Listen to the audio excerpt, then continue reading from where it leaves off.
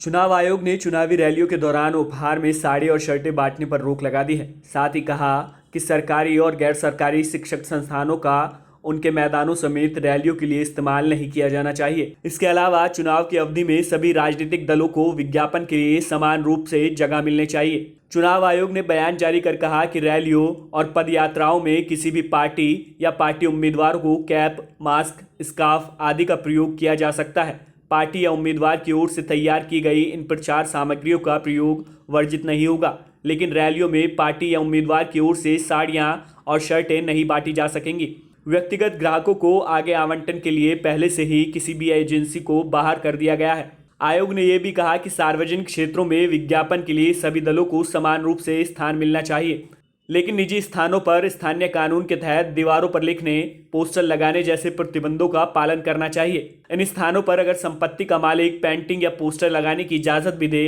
तभी राजनीतिक दलों को ऐसा नहीं करना चाहिए। आयोग ने स्पष्ट रूप से कहा कि इस तरह के लेखन और प्रदर्शन में कुछ भी भड़काऊ या समुदाय के बीच असंतोष को भड़काने की अनुमति नहीं होगी। आयोग ने यह भी कहा कि यदि किसी सार्वजनिक स्थान पर विज्ञापन प्रदर्शित करने के लिए विशेष रूप से निर्धारित स्थान उपलब्ध कराया गया है और यदि व्यक्तिगत ग्राहकों को आगे आवंटन के लिए ऐसी जगह पहले से ही किसी एजेंसी को किराए पर दी गई है, तो इस मामले में जिला चुनाव अधिकारी संबंधित नगर पालिका प्राधिकरण के माध्यम से सुनिश्चित करें कि सभी राजनीतिक दलों और उम्मीदवारों को इस तरह के विज्ञापन स्थान तक पहुंच का समान अवसर मिले। निजी स्थानों पर विज्ञापनों के लिए यदि स्थानीय कानून स्पष्ट रूप से दीवार पर लिखने, पोस्टर चिपकाने और इसी तरह के अन्य स्थायी अर्ध की अनुमति नहीं देता है,